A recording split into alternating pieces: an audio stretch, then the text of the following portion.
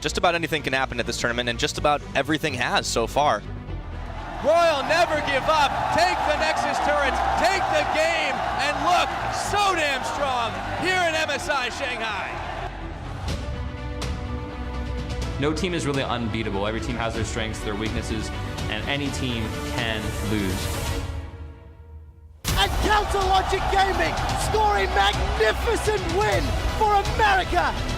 没想到 SKT 会4连败。 SKT, what the hell is going on with this team? Oh, a huge heaping helping of damage. Flashwolves have done it again. 我觉得这一次的比赛完全都跟我们想的不一样。 Welcome, ladies and gentlemen. Once again, we are back here in Shanghai as the best teams from around the world have converged to fight for regional dominance. The fans are fired up here at the Oriental Sports Center. As you can see, plenty of lights in the crowd, sporting the red and blue, and a beautiful shot of our venue that is playing host to many exciting games of League of Legends. We've got some cosplayers in the house, Reverse Annie, and of course, Jinx with her crazy eyes. That was Red Riding Hood Annie, I take that back. CLG walking in, they're going to be ready for their rematch against SKT. Supermassive, they're warming up for the first game of the day. Hello everyone, I'm James Dash Patterson, and making up today's cast of analysts, we've got Jake, Spawn Tiberia, Joshua, why do I keep doing that, Tiberia? I don't know why I do that. Joshua Jatleesman and Martin DeFiscio. Got something against him. I must. Yeah. Day 4, still going strong, gentlemen? Yeah, I mean, unlike G2, I'm holding the fan for Europe. But there you go. DeFiscio, yeah, the hair, is it all right today? Unlucky hair day, it happens, you know. As long as we get some good games, it's okay. I don't know what that feels like. Never? Never. No, I've got people for that, and they're very good at what they do. Well, the action continues today where China's RNG will look to keep their position at the top of the standings. And, of course, tied for second place, we've got North America's Counter Logic Gaming and the Flash Wolves. SKT are in 4th with Europe's G2 Esports and Turkey's Supermassive just 1 game behind. Now, we'll see if the upsets continue today, which kicks off with Europe's G2 taking on Supermassive. After that, Royal Never Give Up will duke it out with the Flash Wolves before SK Telecom look to snap their slump when they go up against CLG. We'll get into those teams in just a second, but let's start with the table-topping RNG. Yeah, they're undefeated right now. They've locked in the spot for the world's brackets. They're going to look to try and even finish out the group stages undefeated over the next couple of days. And I don't think anyone was going to is bold enough to predict that coming into this tournament. Yeah, no one is thinking a 10-0, but it's definitely possible with the way they've been playing. I don't think it's actually that likely, though, because they do not have the early game dominance, and they've gotten every single win, one of their wins, off of team fights, which, yes, they are the best team fighting team here. They have strong vision control in the late game, and they get picks. But it just takes one mistake at the end of the game there, where they've currently won 6 times in a row to not go undefeated. The thing is, they don't actually need to win the early game because our teams right now have shown they don't play like a beautiful 1-3-1 combo where they can like snowball out of control in 25-30 minutes. They haven't really shown any crazy compositions either that just punishes you if you lose early on. So we just get these team fights anyway, and RNG can be down a few thousand gold and be dead even, honestly, in a fight. And I also feel like they are just forcing decisions out of these teams. So you either have to match them in the aggressiveness, try and build a team fighting comp at the same time that can do exactly what RNG want to do, or play the complete opposite of the game. And too many teams are flirting in the middle. They want a 1-3-1, but then they're happy to team fight, and they're just getting pulled apart. Yeah, and I do think the pace has been picked up pretty heavily. There was a really cool top laner kill participation stat during the regular season. Top laners had a 65% kill participation. Here at MSI, it's a 55% kill participation. And in the 1-3-1 meta, the top laner's always biding his time to find the right teleport in. But the fights are more frequent than that, or the top laner is teleporting in late. And that's one of the ways RNG are picking up all these victories, because they're the ones pushing that tempo, and they're the ones that getting to the fights. Yep, very much. Forcing people into bad decisions. We saw Flash Wolves on the short end of the stick yesterday. In that barely forced though. They kind of walked straight into it, but yeah. Well, there you have it. SKT, though, is a team that a lot of people thought would be the 6-0 team coming into this week, and here they are. 4 straight losses. What's our assessment there? I think now that we've been watching some of the games, especially watching some of the fights, it's kind of the same story as if we go back a few days with SKT when they started losing. Individually, a lot of these players are making a lot of poor decisions. Teamfight-wise, suddenly bang, an AD carry we normally would say is probably one of the best in the world. I would actually say the best AD carry in terms of team fighting normally. he's randomly jumping into people 1v4 and dying early on in fights. Yeah. Faker's not getting the right engages either. I think they're pressing a little bit too hard, and I think their communication has fallen apart. And I've actually gone back and watched some of their pre-tournament interviews where normally they're saying the respectful things like, oh yeah, every team is really strong. We've been losing some scrims. We're taking this very seriously. And like, yeah, they always say this because they're going to come in here and dominate. But they actually looked a little bit nervous in there upon second viewing. So I'm wondering how well they're going to be able to bounce back. And I think that it kind of started with they were individually playing poorly, but okay as a team. And now they're trying to step up the individual play, but they're just going, like, when you go at 110%, you cannot team fight the way that they're looking to because everyone's making individual calls. Crepo said it the best. He's making they're making decisions in a vacuum. What can I do right now as opposed to what can we do as a team? And I thought that really summed up how they played the latter stages of the game versus CLG because Faker was just looking for Faker's play, not SKT's play. But they're also trying to do what RNG is doing well, like forcing these fights and forcing the other team, again, to make mistakes. But SKT normally as a team does really well when they are more reacting to what the other team and punishing these mistakes. And they're not able to do it because they're over-aggressive, trying to run double teleport yesterday and like gang people with it. That's not how you play it. Yeah, slight miscue there. We'll move on to CLG in just a moment, but I do want to take note of who's at the helm of the ship for SKT here. Koma, largely considered to be the best coach in the world when it comes to League of Legends. So my question to you as analysts is if you're in his position, how do you whip this team into shape and make sure that they can turn around their MSI run? So I think as far as the group stage goes, since they don't have long in between days to make adjustments, they just have to go back to the days where they were actually winning and try and replicate those strategies. Faker's still deathless on Rise. It's probably going to be banned against him, but they need to play similarly styled team compositions, which are more controlled SKT stuff. The Assassins didn't end up working, so I think they go back to that type of stuff and just get out of group stage. And Faker's been pressured in this tournament. People are putting a target on the guy. I want to see them play more bang-centric comps. Get the Tom Kench, the Zillion back out. Play something like a Lulu if you have to, but put Faker on utility and start building up bang. See, teams agree with you guys because they've been banning this kind of stuff like Zillion and Tom Kench and making sure they couldn't run these conversations. I think a lot of it is mindset in-game.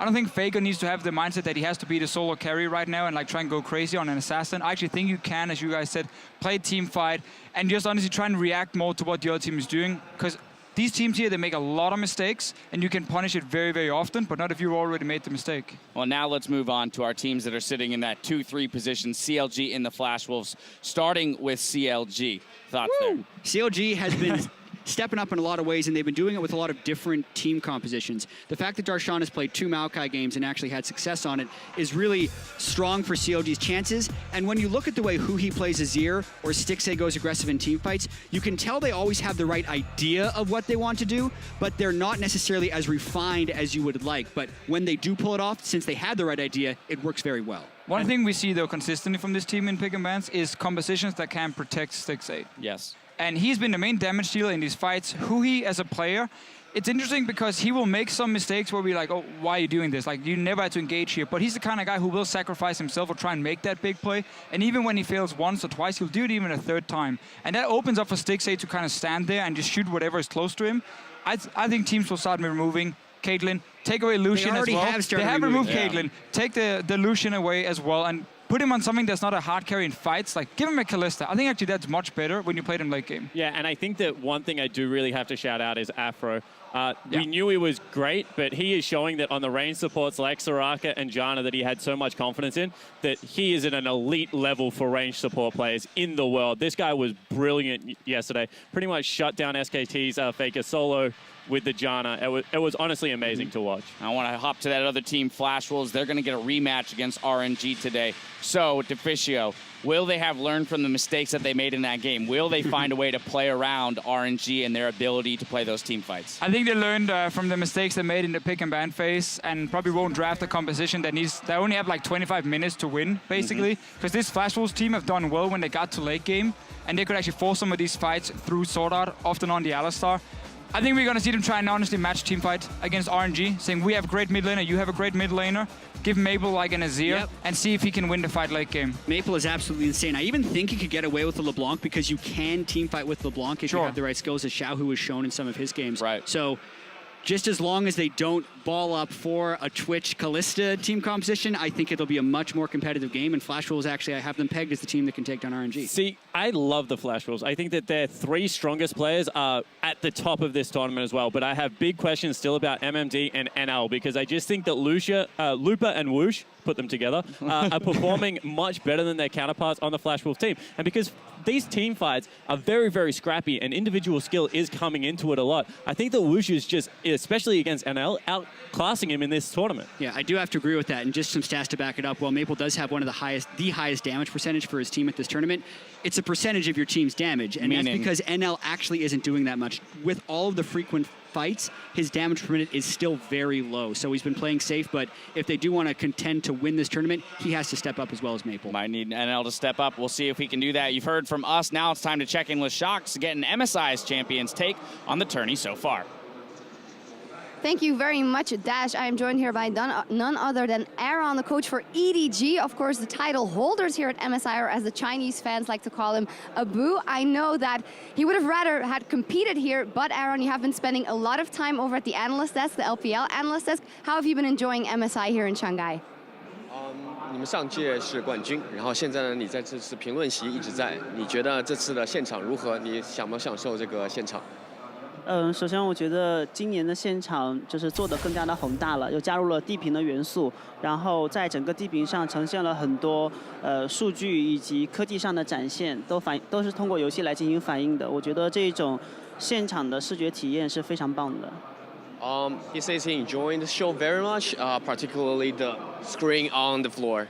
So there's a lot of interaction with the game itself. So whenever there's a dragon, the screen is going to show up. So he really liked the new setup, and the crowd is amazing as well. Yeah, it is an impressive setup here at the arena. Asset EDG not here to defend their title. It is RNG instead. What is your take on their undefeated run here at MSI so far?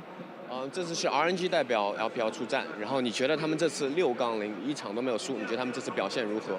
然后他们首先我觉得 RNG 这一次的表现是非常好的，然后整一个比赛的过程，他们表现出来的战术打法也是非常的全面的，对于游戏的准备也是非常的多的。这一次我觉得 RNG 是非常有机会再次代表 LPL 赛区获得 MSI 冠军的。 I think RNG is playing really well right now. They have lots of strategy, and they think they prepare very well.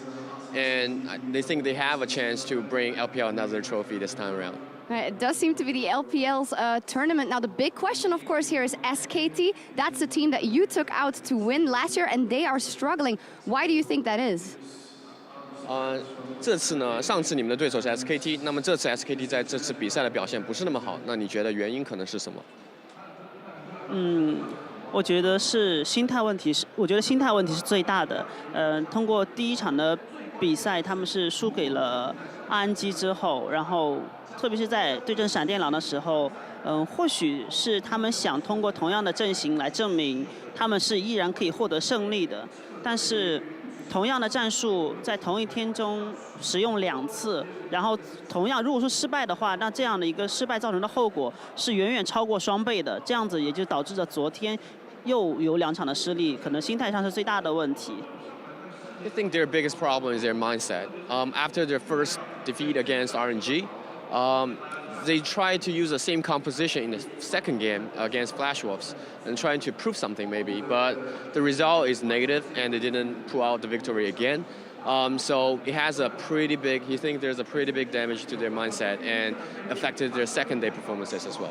Well, sometimes changing out a player could change your mindset. If you were SKT's coach, would you consider putting Bengi in for blank? 就是有的时候呢，队上换一个成员的话，可能会改变这个队的心态。如果你是 SKT 的 coach 的话，教练的话，你会不会选择换一个队员？比如说，把他们的打野换成 Benji？ 因为这是 MSI， 我知道是只有报名的6位选手，然后他们带来的也是他们的另外一个打野 Bengi。但是如果是我的话，我依然不会选择在现在去换掉打野。对。 如果说一定要换一个人的话，或许会在这一次的比赛中，或结束完以后，可能会考虑在辅助位置上有所调整。He knows that the official roster only has 6 players, meaning that they only have 1 substitute, which is Benji. But at this moment, during the tournament, he thinks it's not the best decision to switch a player at the moment.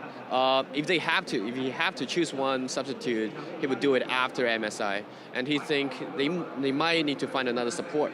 Oh, okay. Very interesting answer there. We got to move on because the game is ready. Just quickly, Aaron, I do want to know, who do you see playing in the final here at MSI? 你觉得这次谁会是决赛的2支队伍？我觉得如果说 SKT 能够在小组赛中能够打到第3名的位置，那我觉得决赛会是 SKT 碰上 RNG。如果说是第4名的话，那我觉得应该是 RNG 碰到闪电狼。So if SKT made to 3rd place after the group stage, he thinks the final will be between RNG and SKT. If not, if they're at the 4th place, he thinks it's RNG against Flash Wolves. All right, very interesting. Thank you very much, Aaron, and enjoy the rest of the tournament. As for us, we're going to dive into Game 1, G2, taking on Supermassive. So let's meet our casters.